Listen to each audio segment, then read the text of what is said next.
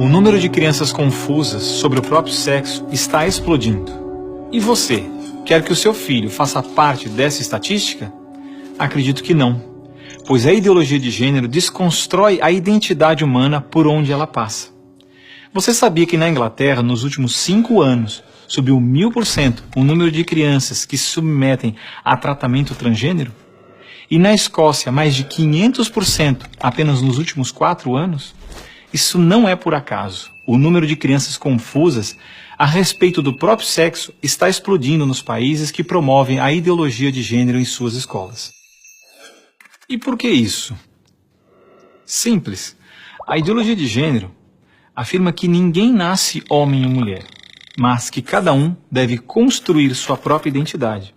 E se é assim, todas as crianças devem experimentar todas as formas de sexualidade possíveis até encontrarem um gênero para si mesmas. Como isso se daria? Através de materiais didáticos e uma nova pedagogia voltada para a desconstrução sexual. Sim, ideias têm consequências, e as consequências da ideologia de gênero promovem exatamente esta confusão, fazendo nossas crianças duvidarem de si mesmas na sala de aula, ambiente onde os pais estão cada vez mais ausentes e onde as crianças estão em fase de natural imaturidade e questionamento. O que muitos escondem é que existe uma verdadeira indústria do gênero por trás de toda essa confusão e que está organizada para destruir nossas famílias. Com certeza você já ouviu na televisão alguém dizer que a família é uma instituição antiquada, que os tempos mudaram e que precisamos abrir a cabeça. É porque não estão conseguindo mudar a cabeça da população que a estratégia de promover a ideologia de gênero nas escolas se tornou tão urgente para eles. Foi por isso que em 2014, quando o Congresso votou a proposta de Plano Nacional de Educação, deputados e senadores retiraram todas as referências à ideologia de gênero do seu texto, respeitando assim a vontade expressa do povo brasileiro que rejeita essa ideologia. Em 2015, quando chegou a hora de se votar os planos estaduais e municipais de educação, o MEC, atropelando a decisão do Congresso, tentou impor silenciosamente o gênero aos estados e municípios. Depois que o gênero já havia sido rejeitado pelo Congresso, por meio da segunda Conferência Nacional de Educação, o CONAE 2014, o MEC produziu um documento que depois seria transmitido a todos os estados e municípios, definindo a questão do gênero como diretriz educativa, e ainda por cima, como se tivesse sido aprovado pelos deputados e senadores. A trapaça se encontra em inúmeras páginas do documento. Vamos dar apenas alguns exemplos.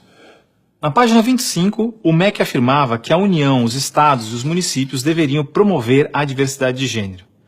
Veja, não estão falando em respeitar a diversidade de gênero, mas sim em promovê-la. Na página 36, você vai ler que os estados e municípios deveriam disseminar materiais pedagógicos que promovam a igualdade de gênero, orientação sexual e identidade de gênero. Na página 41, que estados e municípios deveriam desenvolver, garantir e executar anualmente nos sistemas de ensino fóruns de gênero. Na página 92, que estados e municípios deveriam ampliar os programas de formação dos professores sobre gênero, diversidade e orientação sexual. Mas vejam, assim como eu, milhares de pais e professores lutaram democraticamente contra o documento em nossas câmaras municipais. O movimento foi histórico e disse não a essa fraude. Cidade a cidade, a ideologia de gênero foi rejeitada dos planos de educação de quase todos os 6.000 municípios brasileiros. Era de se esperar que após essa imensa pressão popular, o governo desistisse dessa ideia de introduzir à força o ensino da ideologia de gênero nas escolas do Brasil. Mas não, o MEC colocou novamente as chamadas questões de gênero na Base Nacional Comum Curricular, um documento que se propõe a impor o conteúdo de aprendizagens consideradas essenciais para todos os alunos brasileiros. Se for aprovada, a base deverá ser implementada por todas as escolas do Brasil, não só na rede pública, mas também na rede privada. Na prática, o documento propõe os seguintes absurdos nas nossas escolas. Na página 159, está escrito que o professor de artes deve desenvolver as aulas discutindo experiências corporais, pessoais e coletivas, de modo a problematizar questões de gênero e corpo. Na página 165, se volta a dizer que o professor de artes deve refletir sobre as experiências pessoais e coletivas desenvolvidas em aula ou vivenciadas em outros contextos, de modo a problematizar questões de gênero, corpo e sexualidade. Na página 305, se estabelece que na área de ciências humanas, a diversidade de gênero deve ganhar especial destaque. E não para por aí. Na página 351, se estabelece que o professor de História coloca em destaque as temáticas voltadas para as questões de gênero.